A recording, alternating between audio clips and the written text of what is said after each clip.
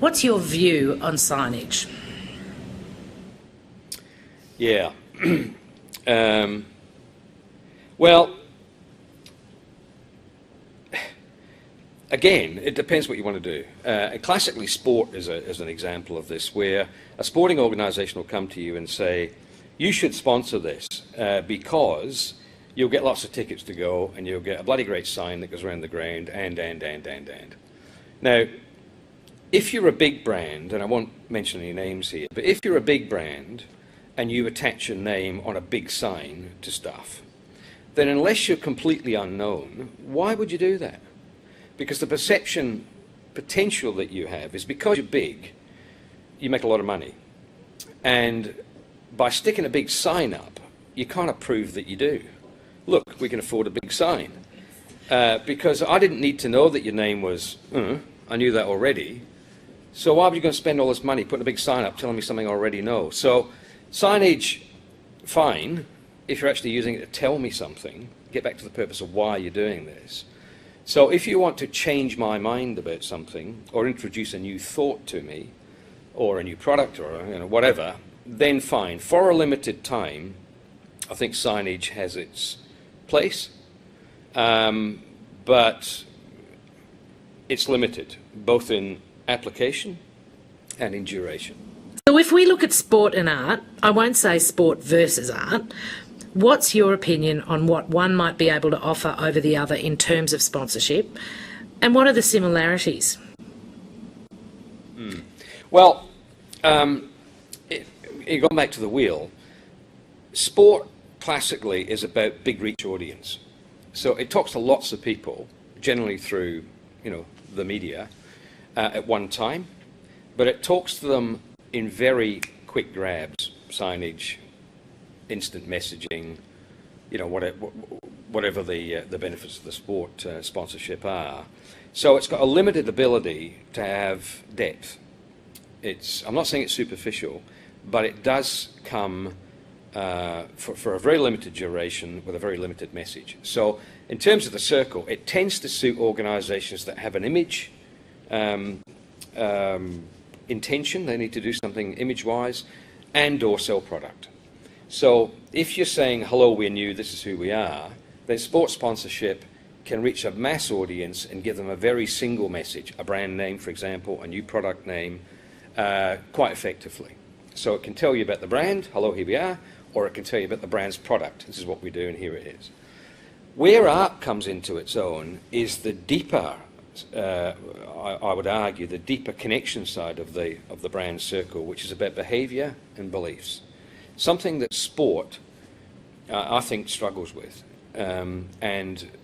Where arts comes into its own is about the demonstration of behaviour and personality. It can give nuance and creativity and innovation just by doing what it does in a really clever way attached to that brand.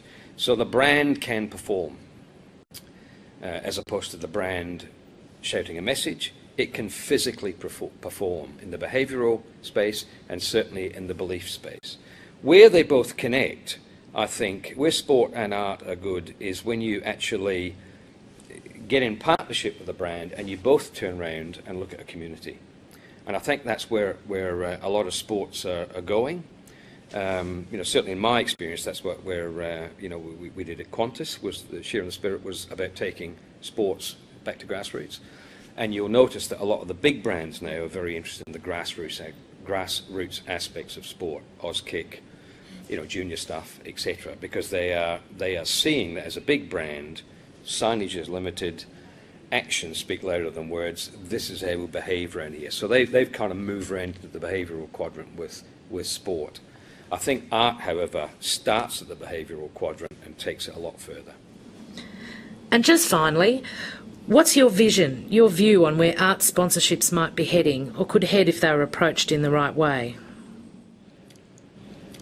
Well, I think it's interesting in terms of new media where brands, going back to the connection difficulty, are looking for interesting ways to connect. And when we look at the internet and we look at mobiles and we look at brave new world of communications, content is one of the issues. And content is very interesting in that not only can you demonstrate personality, but you can use content as a loyalty builder, as a reward, if you like, for usage. So exclusive content, cooperatively produced content, joint ventures between arts and brands, stuff that just doesn't exist right now, but is specifically created. If you like, a new TV program is created. More and more this is happening. You know, TAC is now has helped to create a TV program to follow the impact of road trauma. So they haven't attached themselves to a program, they've actually constructed the program in cooperation with a TV station. I think there's a lot of opportunity in there, and I think embedding arts into the fabric of an organisation gets into very interesting territory behaviourally and belief-wise. Because more and more, and the final thing I'll say on this, more and more as Gen Y approaches brands for employment, they're not just saying, what's the job, what's the title, how much do you pay, and where do I sit? They're asking the organisation, what else have you got? What do you believe in around here? What's work-life balance? What's the fabric of this brand? What's the beliefs? What's the spirit of the brand? And they will move to brands that can manifest some sort of belief if the one they're talking to doesn't have that. And I think arts embedded doing stuff cooperatively with brands has got very interesting behavioural dimension abilities for brand. For arts organisations looking for partnerships or sponsorships, I think there's three things that they've really got to do. One is you've got to think like a marketing manager, not like an arts organisation.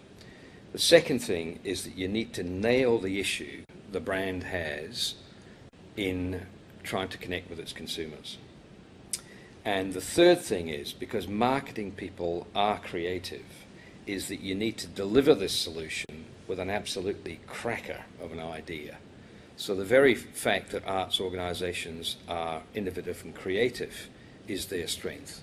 So they need to deliver the thing with something that inspires here before they get the budget from here. So they should perhaps be involving some of their artistic staff in the development side of their work. I would.